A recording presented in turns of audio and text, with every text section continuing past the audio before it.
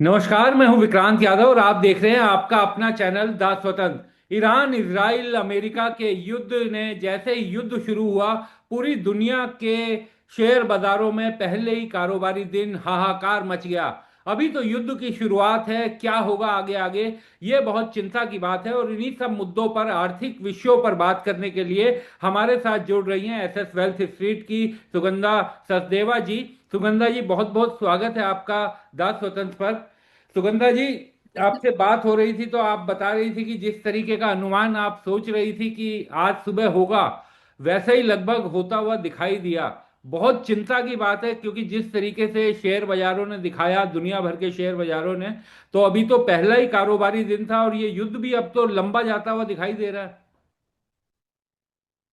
नमस्कार विक्रांत जी, धन्यवाद मुझे यहाँ इनवाइट करने के लिए। यस विक्रांत जी, थोड़ा सा अनफॉर्चुनेट है जिस तरीके की डेवलपमेंट्स मिडिल ईस्ट में हमें देखने को मिली हैं। और ये युद्ध भी लंबा चलता हुआ नजर आ रहा है। अभी शॉर्ट टर्म में शायद कुछ डिप्लोमेटिक नेगोशिएशंस हों, बट अदरवाइज अगर हम ओवरऑल सिनारियो जो देखते हैं, जिस तरीके से यूएस का मिलिट्री बिल्डअप है, ये दर्शा रहा है कि ये वॉर थोड़ा सा लंबा चलने वाली है। इसमें सबसे बड़ा चिंता का कारण है ईरान अकेले यूएस और इसराइल के आगे ज्यादा दिन नहीं टिक पाएगा, इवन तो उनकी मिसाइल कैपेबिलिटी बहुत स्ट्रांग है।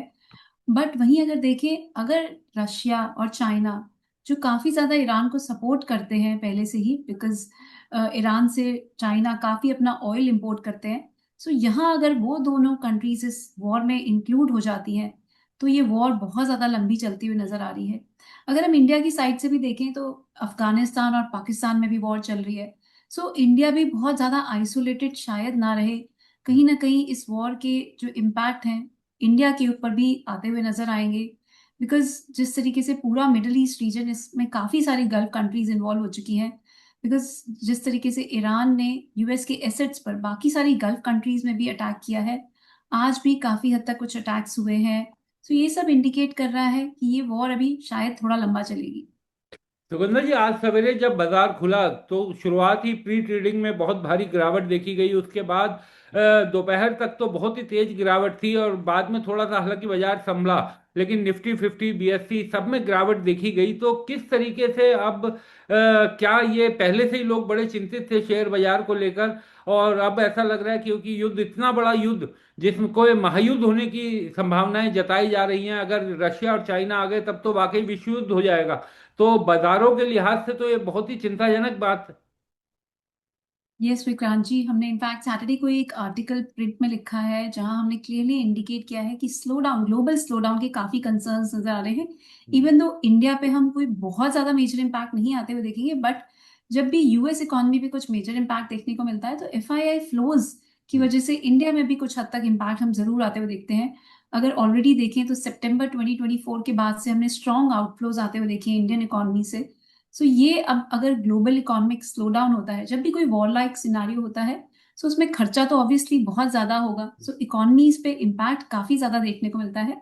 इसके साथ साथ दूसरा बड़ा कारण रहेगा, जिस तरीके से आज भी हमने क्रूड के प्राइसेस में एक मेजर स्पर्ट आते हुए देखा है। इस साल देखें तो ऑलरेडी क्रूड के प्राइसेस 26% तक बढ़ चुके हैं। हम्म। और अभी अगर प्राइसेस में फर्दर हम अपसाइड आते हुए देखते हैं, तो इससे इन्फ्लेशन में काफी ज्यादा अपटिक देखने को मिलेगा। इंडिया पे भी काफी इम्पैक्ट देखने को मिलेगा, बिकॉज हम 88% ऑयल को इम्पोर्ट करते हैं।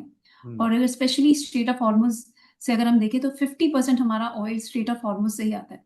ये एक बहुत इंपॉर्टेंट किनाल है जो ईरान और ओमान के बीच में है, और यहाँ से almost 20% of seaborne crude flow करता है।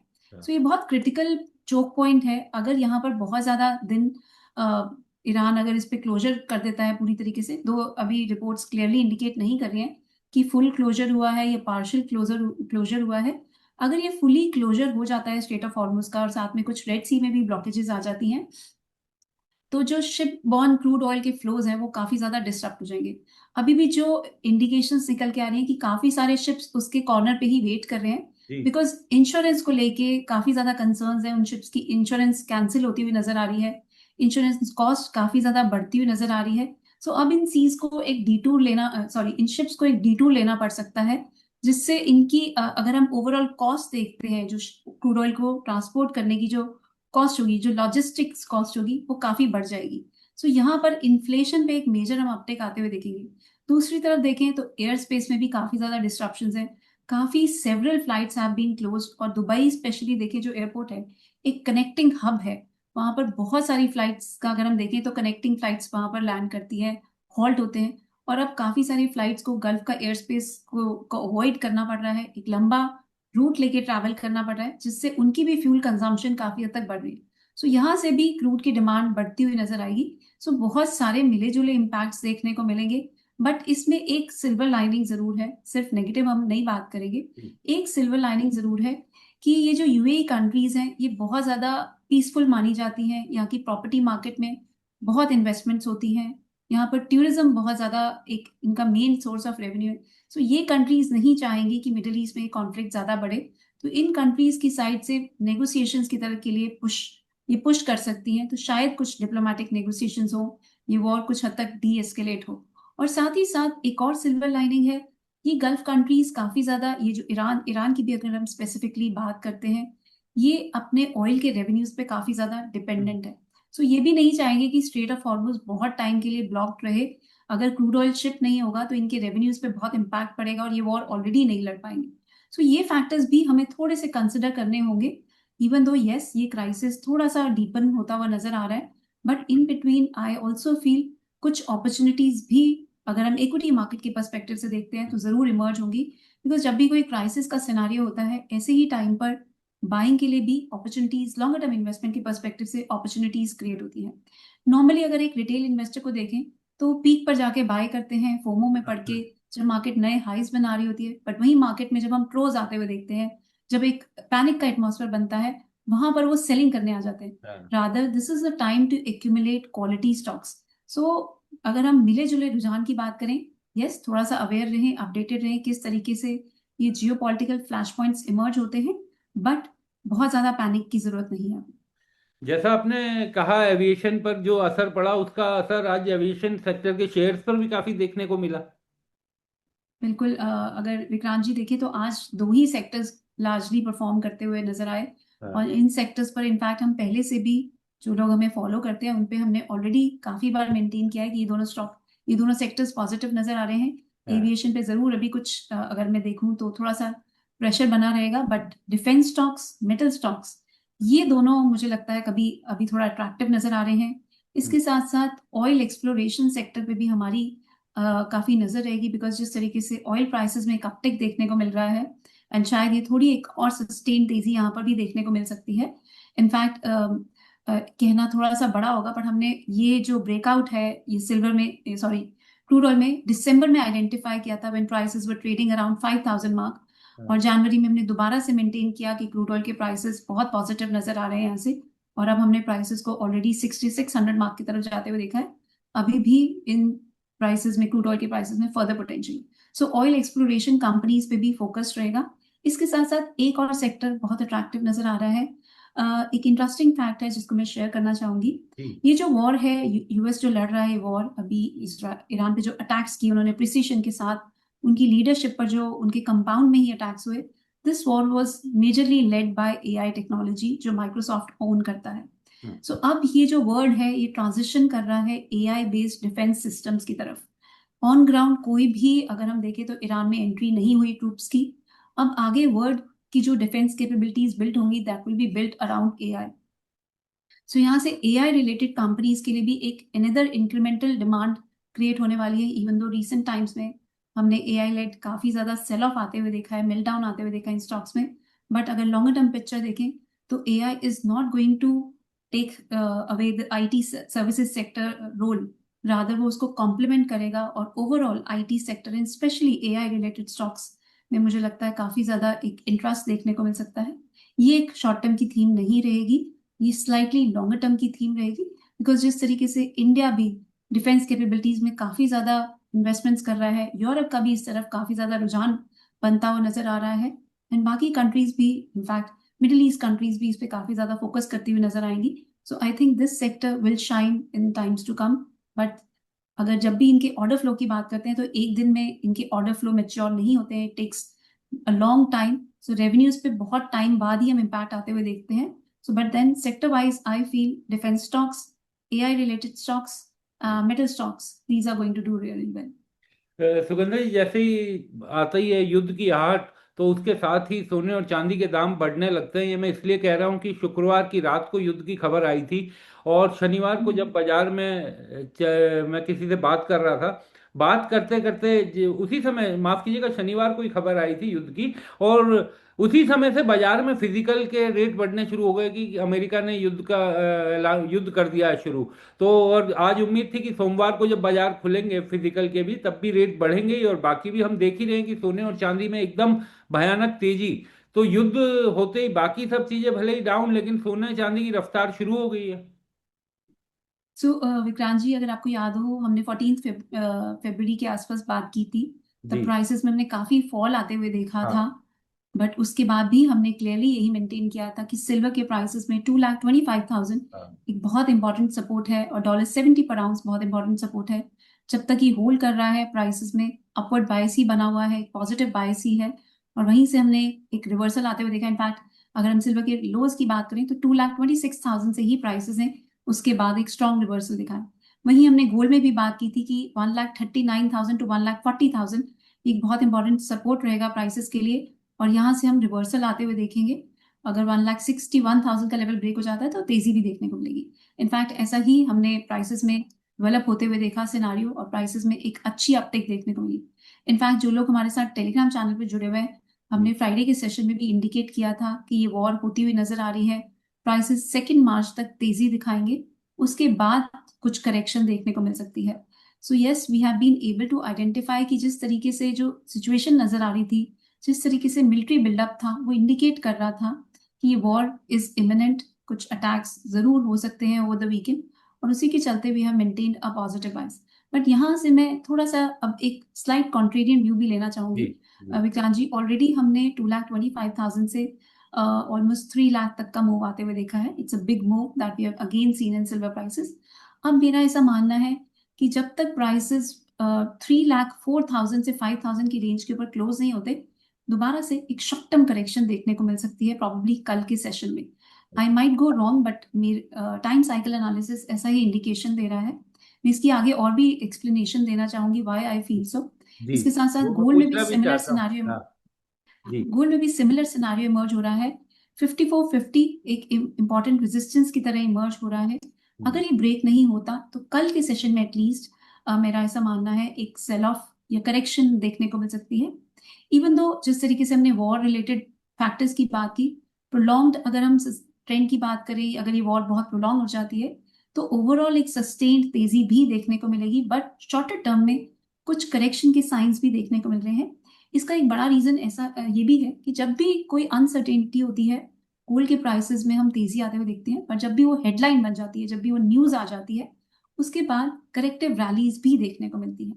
इसके साथ साथ एक और बड़ा फैक्टर है जिसकी बात हमने लास्ट टाइम भी की थी। अब वो फैक्टर आज मेच्योर होता हुआ नजर आ रहा है।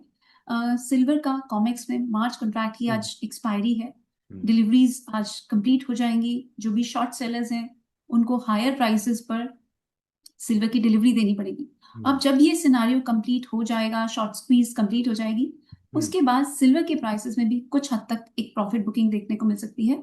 So sellers have been trapped as of now, short squeeze का सिनारियो है। बट बायर्स अब इसके बाद यहाँ से दोबारा से कुछ सेलिंग देखने को मिलेगी, वो भी अपना प्रॉफिट बुक करने के लिए आएंगे। सो दोबारा से कुछ, एटलीस्ट कल के सेशन में ऐसा लग रहा है कि कुछ करेक्शन देखने को मिलेगी। Even though war related headlines will continue to dominate और उसका मेजर इम्पैक्ट आते हुए देखेंगे हम्म। प्राइसेस पर, इसकी तरफ थोड़ा सा जरूर नजर रखें, थोड़ा सा कल के सेशन में कॉशियस रहें, specially because of the fact कि कल मॉर्निंग सेशन M6 में क्लोज है। We only have evening session. तो हाँ। ऐसे में वॉलेटिलिटी थोड़ी सी हाइटन रह सकती है। दो लार्जर ट्रेंड अभी भी पॉजिटिव है। डाउन साइड में देखें तो सिल्वर में 2,75,000 टू 2,50,000 ये बहुत स्ट्रॉन्ग डिमांड जोन रहेगा प्राइसेस के लिए। वहीं अगर गोल्ड में देखें तो 1,57,000 टू 1,58,000 ये एक बहुत स्ट्रॉन्ग डिमांड जोन रहेगा। But just for short term perspective थोड़ा सा प्रॉफिट बुकिंग देखने को मिल सकती है प्राइसेस में। इसके साथ साथ इस हफ्ते यूएस के बहुत सारे इकोनॉमिक डेटा भी लाइंड अप है। रिटेल सेल्स का डेटा है, एडीपी एम्प्लॉयमेंट का डेटा लाइंड अप है, non farm payrolls which is a very crucial data, वो भी लाइंड अप है। सो ये फैक्टर्स पे भी थोड़ी सी नजर रखनी होगी। इवन दो टैरिफ की हेडलाइन शायद अभी इस हफ्ते कोई हमें कोई सरप्राइजेस ना दे, बिकॉज हम्म। जिस तरीके से अभी लास्ट वीकेंड पे भी एक नई हेडलाइन थी हमारे पास जिसने गोल्ड एंड सिल्वर के प्राइसेस को सपोर्ट किया। सुप्रीम कोर्ट ने जहां ट्रम्प साहब के टैरिफ को इलीगल कंसिडर किया, ट्रम्प साहब ने दोबारा से 10% ग्लोबल टैरिफ इंपोज कर दिए। बट इस वॉर के चलते शायद ट्रम्प साहब थोड़ा सा शांत रहें और टैरिफ से रिलेटेड शायद कोई न्यूज देखने को नहीं मिले। बट अभी मेजर फैक्टर जो मार्केट के लिए मूविंग रहेगा, that will be the geopolitical flash points. एक चीज ये समझना चाहूंगा सुगंधा जी, क्या वैसा होता हुआ दिखाई दे रहा है जैसा हमने जनवरी 29 को देखा था, जिस पीक पर सोना और चांदी पहुंच गया था? अगर ये युद्ध लंबा चलता है तो क्या उस तरीके की चीजें भी देखने को मिल सकती है? बिल्कुल हो सकती है विक्रांत जी, बट अभी मेरा ऐसा मानना है डिप्स पर बाइंग ही देखने को मिलेगी, कोई मेजर सेलिंग तो नहीं नजर आ रही है। Hmm. Yes, that is a possibility. अगर बिल्कुल वॉर एंड हो जाती है तो जो जियोपॉलिटिकल रिस्क प्रीमियम हम प्राइसेस में आते हुए देख रहे हैं, ये भी पॉसिबल है। बट जिस तरीके से कंट्रीज इन्वॉल्व होती हुई नजर आ रही हैं, अभी तो जो हेडलाइंस इंडिकेट कर रही हैं हम्म। वो तो थोड़ा सा प्रोलॉन्ग वॉर की तरफ इंडिकेशन है। तो जब भी ऐसी लंबी वॉर्स होती हैं, गोल्ड को फायदा मिलता है। मैं हम्म। कुछ I have studied some data, I would like to जी। Highlight those data points also. जी। आपके इस वीडियो के माध्यम से मैं कुछ शेयर करना चाहूंगी। 1971 से 1980 जब गोल्ड स्टैंडर्ड अबंडन हुआ था, हम्म। उस टाइम पे हमने ऑयल शॉक भी आते हुए देखा था 1973 में भी, और 1979 टू 1980 में भी। अगर हम देखें तो काफी ज्यादा हमने ऑयल के प्राइसेस में अपसाइड आते हुए देखी। उसी हम्म। टाइम पे अगर हम देखें तो गोल्ड के प्राइसेस में भी हमने ऑलमोस्ट 2300% तक का स्पाइक आते हुए देखा था। So hmm. That's a huge figure. जहां 1971 में $35 पर आउंस पे प्राइसेस ट्रेड कर रहे थे, hmm. Because Bretton Wood system के under prices they had been stuck at $35 to a dollar. उसके बाद फ्री फ्लोटिंग हो गए प्राइसेस, और प्राइसेस में हमने एक मेजर जंप आते हुए देखा। सो हम्म। 1980 तक अगर देखें तो प्राइसेस $850 पर आउंस तक पहुंच चुके थे।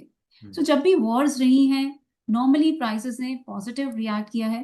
मैं थोड़ा सा वॉर का डेटा भी बताना चाहूंगी। जी। 1972 से 1973 तक हमने गोल्ड के प्राइसेस में ऑलमोस्ट 163% तक का गेन आते हुए देखा। 1990 टू 1991 की गल्फ वॉर में थोड़ा सा करेक्शन देखने को मिली प्राइसेस में, सिर्फ 5% की।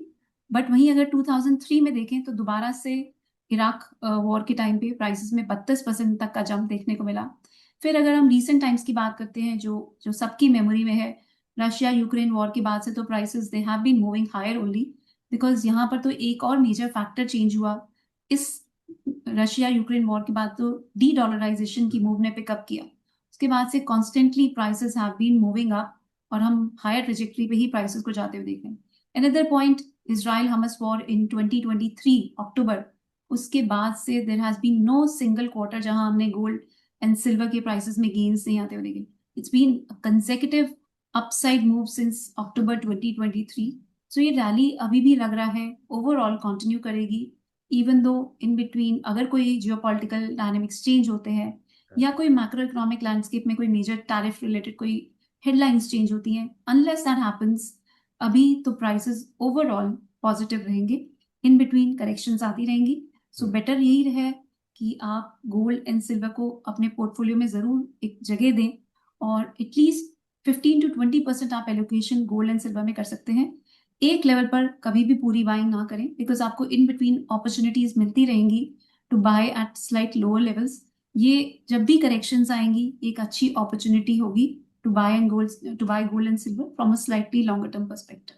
सुगंधा जी, एक अंतिम सवाल मैं आपसे जानना चाहता हूं, बिल्कुल सामान्य व्यक्ति के लिए, कि जिस तरीके की वोलेटिलिटी हमने देखा था जनवरी में, जब 29 जनवरी को $121 से एकदम 64 तक पहुंच गई थी चांदी, और सोने के दाम में भी ठीक ठाक गिरावट हुई थी, क्या उस लेवल की उठापटक इस समय भी हो सकती है? क्योंकि इसलिए मैं जानना चाह रहा हूं क्योंकि इस बार जब सोने और चांदी के रेट बढ़ रहे हैं तो ये कहा जा रहा था कि बड़ी मजबूत चाल चल रहे हैं और संभल संभल के दाम बढ़ रहे हैं। ये पहले की तरह नहीं है कि अचानक से बहुत कम समय में इतनी तेजी से भागे थे अक्टूबर से जनवरी तक। इस बार बहुत संभल के वो अपनी चाल चल रहे हैं। तो क्या फिर से वैसी ही वोलेटिलिटी आते हुए दिखाई दे रही है? नहीं विक्रांत जी, वैसी वॉलेटिलिटी मुझे नजर नहीं आ रही, rather this is more healthy. जी। जब भी बहुत स्टीप राइज होता है वो हेल्दी नहीं होता, हाँ। उसमें करेक्शन के बहुत ज्यादा स्ट्रॉन्ग चांसेस होते हैं, और उसी टाइम पे इन्वेस्टर्स थोड़ा सा ट्रैप भी हो जाते हैं, बिकॉज वो फोमो में पड़ जाते हैं। इसकी बात हमने लास्ट टाइम भी की थी, बट जी। अब जिस तरीके से प्राइसेस ने बहुत मेजर कंसोलिडेशन दिखाई है, हम्म। स्पेशली अगर मैं सिल्वर की बात करती हूँ, तो 2,25,000 का लेवल एक बड़ा सेक्रोसैंक्ट लेवल बना हुआ है। जब तक ये होल्ड कर रहा है तब तक बायस पॉजिटिव है। इवन तो अगर ये ब्रेक भी हो जाता है तो मैं मानती हूँ 1,80,000 वो भी बहुत अपॉर्चुनिटी, एक स्ट्रॉन्ग अपॉर्चुनिटी बनेगी सिल्वर के प्राइसेस में एक्यूमुलेशन के लिए। बिकॉज जैसे मैंने एआई की बात करी, एआई में अभी सिल्वर का यूज बहुत हाँ, बढ़ने वाला है। बहुत बढ़िया वाला। सैमसंग ने जो सिल्वर कार्बन बैटरी को हाँ, इन्वेंट किया है, हाँ, उसमें भी पहले जो नॉर्मल बैटरीज होती थी इलेक्ट्रिक व्हीकल्स की, उसमें 20 ग्राम सिल्वर लगती थी। इन बैटरीज में 1 kg सिल्वर लगने की उम्मीद है। सो ये भी एक गेम चेंजर हो जाएगा प्राइसेस के लिए। इसके साथ साथ सोलर सेल से जरूर अगर हम देखें तो फैब्रिकेशन हाँ, डिमांड सिल्वर की कुछ कम होती हुई नजर आ रही है। बट लार्जली देखें तो monetary easing cycle, strong ETF demand और ये जियोपॉलिटिकल फ्लैश पॉइंट्स, ये सब सपोर्ट करेंगे सिल्वर की रैली को। बट यस, अभी नियर टर्म में लार्जली ये जो फैक्टर रहेगा ये जियोपॉलिटिकल फ्लैश पॉइंट ही रहेगा। सो वॉलेटिलिटी थोड़ी रहेगी, but I do not see it panning out as January end की जो हमने वॉलेटिलिटी आते हुए देखी थी, ऐसा सिनारियो अभी नजर नहीं आ रहा। सी एक ट्रेंड है जो हम्म, ट्रेंड प्राइसेस में हमने सीधा आते हुए देखा। अब right, अगर एक करेक्शन के बाद प्राइसेस ऊपर जाएंगे तो वो एक सस्टेन तेजी हम आते हुए देख सकते हैं। But yes, a word of caution here, I see 3,04,000 is a very strong resistance for silver prices in the immediate short term. तो अगर आप ट्रेडिंग करते हैं या आपने कोई शॉर्ट टर्म बेट्स ली हैं इस पे, ये कोई ट्रेडिंग की एडवाइस नहीं है, but I see a major hurdle है। और हम्म, वहीं अगर मैं गोल्ड की बात करूं तो 1,75,000, और अगर मैं इसको इंटरनेशनल मार्केट में देखूं तो 5450 के आसपास बहुत स्ट्रॉन्ग रेजिस्टेंस इमर्ज हो रहा है। These levels might not correspond exactly, but levels अगर मैं इंडिविजुअली बात करती हूँ तो ये दोनों बहुत क्रूशियल रेजिस्टेंस लेवल्स है। सो विक्रांत जी, एक और डिमांड जोन क्रिएट हो रहा है गोल्ड एंड सिल्वर के लिए। सेबी ने भी रिसेंटली इक्विटी म्यूचुअल फंड्स को अलाउ किया है कि अपने रेजिडुअल कॉर्पस का ऑलमोस्ट 35% वो एलोकेट कर सकते, up to 35% gold and silver में भी, इंस्ट्रूमेंट्स में भी इन्वेस्ट कर सकते हैं। तो यहाँ से भी बहुत स्ट्रॉन्ग डिमांड निकल के आने की एक्सपेक्टेशंस बनी हुई है।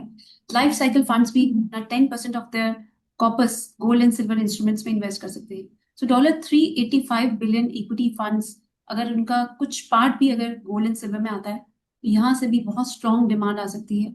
ऑलरेडी सेंट्रल बैंक्स की डिमांड बहुत स्ट्रॉन्ग है। हम्म, अगर देखें तो सेंट्रल बैंक की डिमांड बहुत स्ट्रॉन्ग रही है।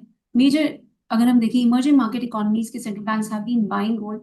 रिटेल डिमांड भी ओवरऑल काफी स्ट्रॉन्ग रही है। वेस्टर्न वर्ल्ड में भी अभी धीरे धीरे डिमांड पिकअप कर रही है, और अब इंडिया की mutual funds have also been allowed. So आपके पोर्टफोलियो में एक इनबिल्ट आपको डाइवर्सिफिकेशन मिल जाएगी। आपको अलग से gold and silver probably investment करने की जरूरत भी नहीं रहेगी। सो इनबिल्ट आपके पोर्टफोलियो में एक हेज हो जाएगा, एक नेचुरल हेज अवेलेबल हो जाएगा। सो जब भी रिस्की एसेट्स थोड़ा कम परफॉर्म करेंगे, गोल्ड एंड सिल्वर आपके पोर्टफोलियो को बेटर रिटर्न्स प्रोवाइड कर पाएंगे। सो यहाँ पर भी ओवरऑल इससे भी गोल्ड एंड सिल्वर के प्राइसेस को काफी सपोर्ट मिलता हुआ नजर आएगा। बहुत बहुत शुक्रिया सुगंधा जी, आप हमारे साथ जुड़ी, चर्चा में शामिल हुई और दर्शकों से एक ही अनुरोध की, इस कार्यक्रम का उद्देश्य आपको तमाम वो कारण और तथ्य बताना होता है, जैसे सुगंधा जी ने आपको तमाम चीजें समझाई और ये बताया कि किस तरीके से जो पिछले युद्ध थे उनमें क्या क्या स्थितियां बदली थी, कैसे उनमें भाव चढ़े थे। तो आपसे यही उम्मीद, यही आपसे कहना है कि आप अपना जो भी करें निवेश वो अपने जरूर से भी रजिस्टर्ड एनालिस्ट से बात करें, और वोलेटिलिटी रहने की संभावना है बाजार में तो बहुत ही सोच समझ कर करें, और उस तरह के फोमो फैक्टर में ना पड़ें कि उधार लेकर या अपना सारा सेविंग एक ही जगह आप इन्वेस्ट कर दें। उन सब चीजों से आप सभी को हमेशा बचना चाहिए। बहुत बहुत शुक्रिया सुगंधा जी। विक्रांत जी, मैं भी अपना डिस्क्लेमर देना जी, चाहूंगी। मेरी पर्सनली एम6 में कोई पोजीशन नहीं है। हमने यहाँ पर जो भी डिस्कशन किया that is only for knowledge and awareness purposes. But जी, yes, I do have exposure to metal stocks as well as defence stocks. आप कोई भी ट्रेडिंग या इन्वेस्टमेंट का डिसीजन लें, किसी भी सेबी रजिस्टर्ड रिसर्च एनालिस्ट से कंसल्ट करें या अपने इन्वेस्टमेंट एडवाइजर से कंसल्ट करें। बहुत बहुत शुक्रिया सुगंधा जी।